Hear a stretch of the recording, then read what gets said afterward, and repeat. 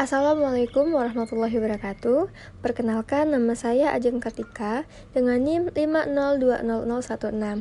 Di sini kita akan membahas proses pembelajaran berdasarkan standar proses pada kurikulum 2013, kurikulum darurat, dan kurikulum paradigma baru. Standar proses yaitu semula terfokus pada eksplorasi, elaborasi, dan konfirmasi. Pada kurikulum 2013 ini dilengkapi dengan pendekatan saintifik yaitu mengamati, menanya, mengeksplorasi, mengasosiasi, dan mengkomunikasikan. Nah, proses belajar tidak hanya terjadi di ruang kelas saja, tetapi juga di lingkungan sekolah, alam, dan masyarakat. Posisi guru bukan satu-satunya sumber belajar, dan pembelajaran dimensi, sikap tidak diajarkan secara verbal, tetapi melalui contoh dan teladan guru. Kurikulum 2013 ini pada proses pembelajaran mencakup yang pertama, berorientasi pada karakteristik kompetensi yang mencakup satu sikap, seperti menerima, menjalankan, menghargai, menghayati, dan mengamalkan. Yang kedua itu keterampilan, seperti mengamati, menanya, mencoba, menalar, menyajikan, menciptakan. Dan yang ketiga pengetahuan, yaitu mengetahui, memahami, menerapkan, menganalisis, mengevaluasi, dan mencipta. Yang kedua yaitu menggunakan pendekatan saintifik. Nah, karakteristik kompetensi sesuai dengan jenjang. Untuk SD, tematik terpadu. Untuk SMP, tematik terpadu untuk IPA dan IPS, serta mapel. Untuk SMA, tematik dan mapel. Kemudian ini mengutamakan di discovery learning dan project based learning. Selanjutnya kita masuk ke standar proses kurikulum darurat. Kemendikbud mengeluarkan kurikulum darurat atau dalam masa khusus karena dalam kondisi krisis seperti ini, pembelajaran tidak dapat dilaksanakan secara normal, sehingga diperlukan relaksasi dan adaptasi pembelajaran penyederhanaan yang dilakukan dalam kurikulum darurat tersebut untuk memastikan kompetensi yang harus dicapai tetap terpenuhi. Nah, sekarang kita beralih ke standar proses kurikulum paradigma baru.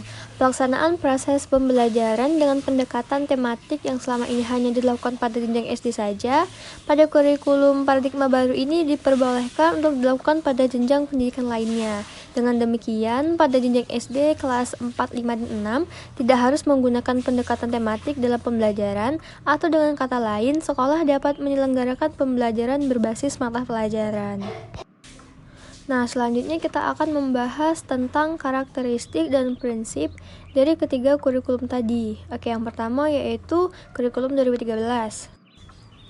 Karakteristiknya yaitu mengembangkan sikap spiritual dan sosial, rasa ingin tahu, kreativitas, kerjasama dengan kemampuan intelektual dan psikomotorik secara seimbang, lalu memberikan pengalaman belajar terencana kepada peserta didik, menerapkan apa yang dipelajari di sekolah ke masyarakat dan memanfaatkan masyarakat sebagai sumber belajar secara seimbang.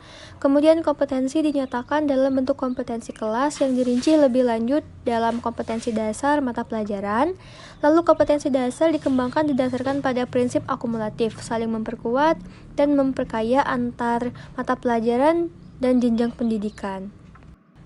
Untuk prinsipnya yaitu berpusat pada peserta didik, mengembangkan kreativitas peserta didik, menciptakan kondisi menyenangkan dan menantang, lalu bermuatan nilai, etika, estetika, logika, dan kinestetika, dan menyediakan pengalaman belajar yang beragam melalui penerapan berbagai strategi dan metode pembelajaran yang menyenangkan, kontekstual, efektif, efisien, dan bermakna. Nah, kalau kurikulum darurat, karakteristik utamanya antara lain kesederhanaan, kejelasan, prioritas, dan aktivitas. Kurikulum pembelajaran yang sederhana hanya memuat materi yang esensial dan kompleksitas masuk dalam urutan selanjutnya. Dan yang terakhir, kurikulum paradigma baru. Nah, prinsip pertama yaitu pembelajaran dirancang dengan mempertimbangkan tahap perkembangan dan tingkat pencapaian peserta didik saat ini, sesuai kebutuhan belajar serta mencerminkan karakteristik dan perkembangan yang beragam, sehingga pembelajaran menjadi bermakna dan menyenangkan. Prinsip kedua yaitu pembelajaran dirancang dan dilaksanakan untuk membangun kapasitas untuk menjadi pembelajar sepanjang hayat. Dan ketiga, proses pembelajaran mendukung perkembangan kompetensi dan karakter peserta didik secara holistik. Terus pembelajaran yang relevan, yaitu pembelajaran yang dirancang sesuai konteks, lingkungan, dan budaya peserta didik, serta melibatkan orang tua dan masyarakat sebagai mitra. Pembelajaran berorientasi pada masa depan yang berkelanjutan. Nah, cukup sekian pembahasan kita kali ini. Semoga bermanfaat. Wassalamualaikum warahmatullahi wabarakatuh.